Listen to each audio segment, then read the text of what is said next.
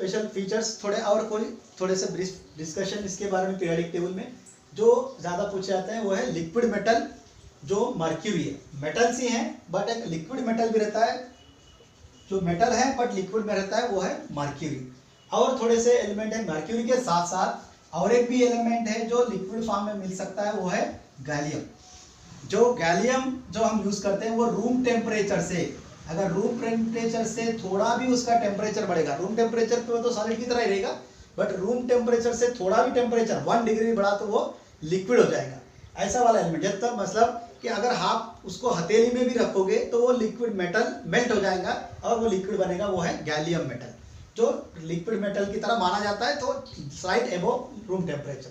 दूसरा है coinage metals.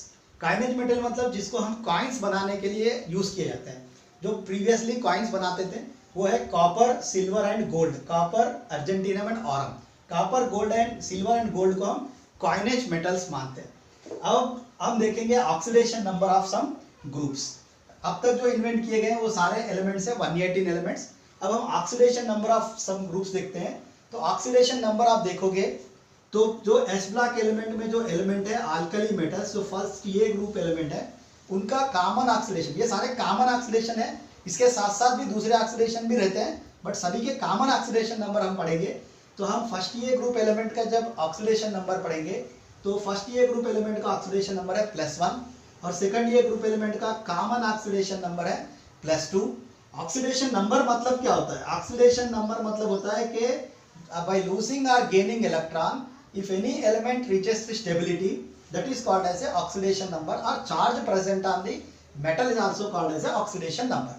तो अब इसके हम देखेंगे तो +1 फर्स्ट ईयर ग्रुप के लिए, +2 सेकंड ईयर ग्रुप के लिए, अगर थर्ड ईयर ग्रुप के लिए देखेंगे तो +3, फोर्थ ईयर ग्रुप के लिए देखेंगे तो +4 और फिफ्थ ईयर ग्रुप जो नाइट्रोजन फैमिली के देखेंगे तो -3, ऑक्सीजन फैमिली के लिए -2, हैलोजेंस के लिए -1 और नोबल गैसेस के लिए 0।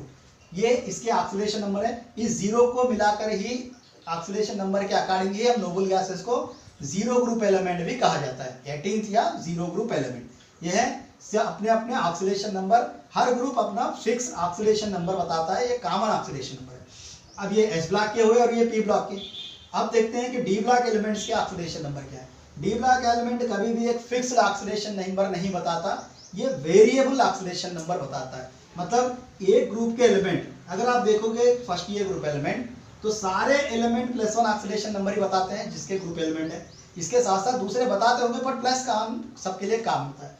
बट यहाँ पे जब डी ब्लॉक एलिमेंट की बात करोगे तो यहाँ पे हर एलिमेंट जो ग्रुप में, एक ही ग्रुप में जो एलिमेंट रहता है वो सारे एलिमेंट भी अलग अलग, जैसे कि स्कैंडियम लेंगे तो इसके नीचे आएंगे इट्रियम और इसके नीचे आएंगे लांथनम और उसके नीचे आएंगे एक्टिनियम।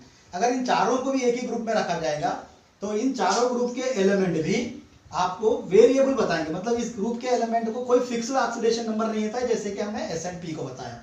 सो वेरिएबल ऑक्सीडेशन होने के कारण ही इन्हें हम ट्रांजिशन एलिमेंट्स कहते हैं। सो वेरिएबल ऑक्सीडेशन नंबर बताते हैं, कोई फिक्स नहीं होता है डी ब्लॉक एलिमेंट्स के लिए।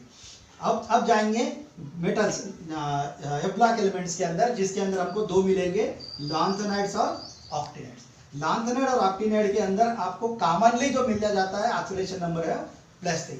कभी कभी इस +3 के साथ साथ ये +2 ऑक्सीडेशन नंबर भी बता लेते हैं, जो कि इन ऑफ फील्ड कॉन्फ़िगरेशन वाले एलिमेंट +2 भी कभी कभी स्टेबिलिटी के अकॉर्डिंग बता देते हैं। बट ये ऑक्टिनाइड्स और लैंथेनाइड्स के कॉमन ऑक्सीडेशन नंबर्स हैं।